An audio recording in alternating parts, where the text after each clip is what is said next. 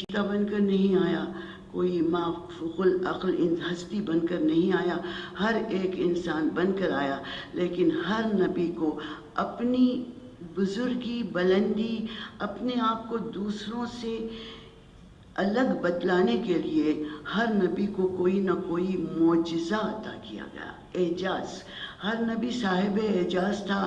اس لیے کہ جس دور میں جیسے حالات تھے اس قسم کا معجزہ اس نبی کو دیا گیا۔ جناب موسیٰ کے دور میں جادوگری کا، سحر کا، جادوگری کا بہت دورہ تھا، تو جناب موسیٰ کو جو اعجاز عطا کیا گیا وہ ان کا عصا تھا کہ اگر اسے زمین پر ڈالتے تو وہ اشتہے میں تبدیل ہو جاتا۔ اور بہت بڑا واقعہ ہے، مجھے اس پر جانا نہیں ہے اس وقت کی محدود وقت ہونے کی وجہ سے، بتلا تو دوں کہ اژدہا دوسرے سانپوں کو نگل لیتا ہے اور لوگ سمجھتے ہیں کہ یہ موسیٰ پیغمبر ہیں اور رب موسیٰ وہ قادر مطلق ہے جس کے سامنے سر جھکانا ہے۔ اسی طریقے سے جناب عیسیٰ کے زمانے میں بہت بیماریاں پھیلی ہوئی تھیں، تو پروردگار عالم نے جناب عیسیٰ کو معجزے کے طور پر مسیحائی دی کہ جس کو ہاتھ لگاتے وہ ٹھیک ہو جاتا، اس کا مرض دور ہو جاتا۔ اور کئی مرض کے تذکرے کیے گئے ہیں کہ آنکھوں کی بینائی جناب عیسیٰ کے ہاتھ لگانے سے آ جاتی تھی، مرض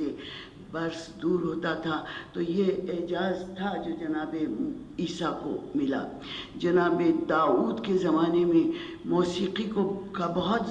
زور تھا، تو جناب داؤد کو موسیقی کے دور میں ایک اتنی اچھی آواز دی گئی تھی، اتنی خوش الحانی کے ساتھ آیات الہی کی تلاوت کرتے تھے جناب داؤد کہ لوگوں کے دل خود بخود کھنچ کر ان کی طرف آ جاتے تھے۔ بہرحال زیادہ مثالیں دینے کی مجھے ضرورت نہیں، یہ بات ہے کہ جس دور میں جس نبی کے جیسے حالات تھے ویسا معجزہ ان کو عطا کیا گیا۔ رسالت مآب کے زمانے میں علم و ادب کا اتنا زیادہ شہرہ تھا کہ لوگ شاعری میں گفتگو کرتے تھے، ایسے شاعر ہوا کرتے تھے کہ عام گفتگو جو ہوتی تھی وہ شاعری میں ہوتی تھی۔ ادب کا دورہ تھا، تو ایسے زمانے میں جب ایسے شاعر تھے کہ وہ قصیدے لکھتے تھے یا شاعری کرتے تھے یا جو بھی کرتے تھے۔ عربی کے پروفیسر یہاں بیٹھے ہوئے ہیں، اس ٹاپک پر مجھے زیادہ کہنا نہیں ہے، وہ جانتی ہیں، مگر ایسے قصیدے لکھ کر خانہ کعبہ کے پردے پر لٹکا دیے جاتے تھے، اور خانہ کعبہ کے پردے پر لٹکا کر یہ چیلنج کیا جاتا تھا کہ کوئی اس سے بہتر لکھے تو وہ قصیدہ اتار دے۔ تو 7 قصیدے معلقات کے نام سے خانہ کعبہ کے پردے پر لٹکا دیے گئے تھے، اور کہا گیا تھا کہ اس سے بہتر قصیدہ اگر کوئی لکھے تو اتار دے۔ کسی کی جرت نہیں ہوئی تھی کہ ان معلقات میں سے کسی ایک کو بھی اتار سکے۔ ایسے میں جب یہ معجزہ ہے اور رسالت مآب کہہ رہے ہیں کہ ان پر آیات الہی نازل ہو رہے ہیں بشکل وحی، تو رسالت مآب کو حکم آیا کہ اب یہ سورہ خانہ کعبہ پر لکھ کر لٹکا دو، یہ سورہ،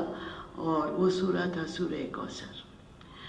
بسم اللہ الرحمن الرحیم، انا اعطیناک الکوثر فصلی لربک وانحر ان شانئک ھو الابتر۔ اب یہ سورہ لٹکا دو، اور جب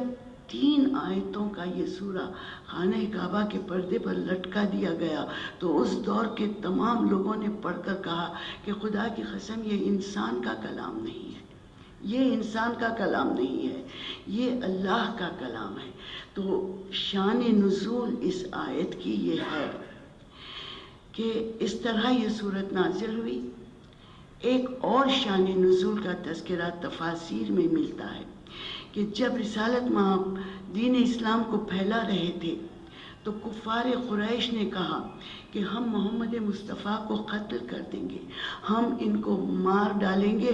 اس لیے کہ یہ ہمارے ادیان کے خلاف کہہ رہے ہیں۔ دین حق پھیلتا جا رہا تھا اور ان کو خوف ہو رہا تھا کہ اگر یہ دین پھیل جائے تو لوگ ہمارے آباء و اجداد کے دین سے پھر جائیں گے، منحرف ہو جائیں گے۔ تو آپس میں مشورہ کرتے تھے، چیمے گوئیاں ہو رہی تھیں کہ کسی طرح محمد عربی کو قتل کر دیں تو یہ دین خود بخود اس لیے مٹ جائے گا کہ محمد مصطفیٰ کی کوئی اولاد نہیں ہے، ان کی کوئی اولاد نہیں، یہ دین پھیلنے سے پہلے ختم ہو جائے گا، ان کو ختم کر دو۔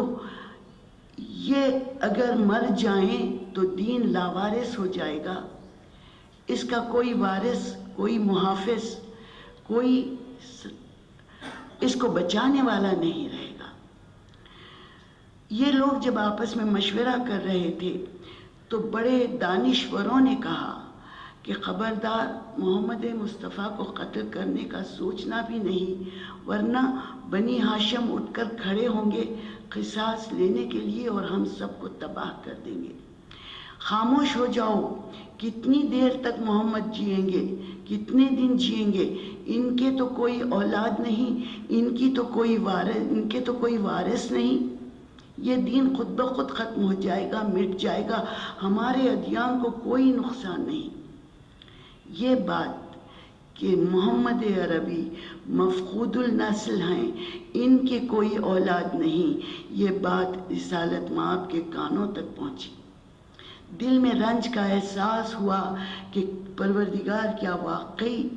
یہ دین لاوارث رہ جائے گا؟ کیا اس کو آگے بڑھانے والا کوئی نہ ہوگا؟ کیا اس کا محافظ کوئی نہیں رہے گا؟ اور طمانیت کے طور پر پروردگار عالم نے کہا، وَلِسَوْفَ يُؤْتِيكَ رَبُّكَ فَتَرْضَىٰ، اے میرے حبیب ان قریب ایسی نعمت دوں گا جس کو پا کر تو راضی ہو جائے۔ کون سی نعمت ہے جو اللہ نے نہیں دی ہے؟ لولاک لما خلقت الافلاک، اے میرے حبیب تیرے لیے میں نے یہ زمین و آسمانوں کو بنایا، یہ آسمان تیرے لیے ہی کھڑے کیے گئے ہیں، کائنات تیری، یہ زمین تیری، یہ ستارے تیرے، یہ چاند، یہ سورج، سب کچھ تیرا۔ پروردگار کہہ رہا ہے کہ ان قریب ایک ایسی نعمت دوں گا جس کو پا کر تو راضی ہو جائے۔ اور اس کے بعد ایک سورہ عطا ہوتا ہے، اِنَّا أَعْطَيْنَاكَ الْكَوْثَرَ فَصَلِّ لِرَبِّكَ وَانْحَرْ إِنَّ شَانِئَكَ هُوَ الْأَبْتَرُ، اے محمد ہم نے آپ کو کوثر عطا کیا،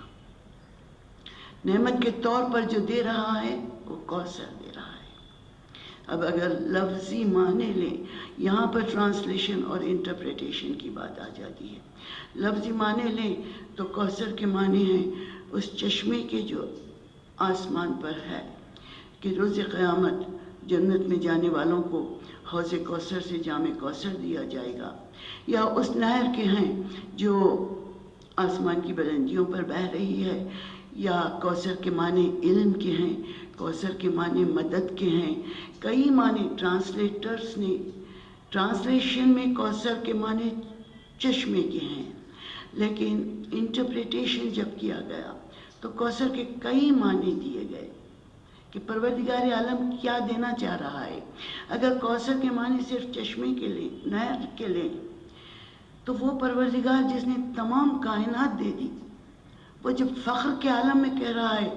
کہ میرے حبیب میں تمہیں کوثر دوں گا، کوثر دوں گا، تو ایک خالق کائنات جس حبیب کو کائنات دے چکا، اسے عالم افتخار میں کہہ رہا ہے کہ کوثر دے رہا ہوں، یہ بات سمجھ میں نہیں آتی، یہ بات سمجھ میں نہیں آتی۔ تو عزیزان گرامی، ہم جانتے ہیں کہ انٹرپریٹیشن کا سہارا لینا پڑے گا، تو اب کس کے انٹرپریٹیشن کو صحیح مانے، کس کو صحیح مانے؟ کتنی تفاسیر قرآن کے آج موجود ہیں،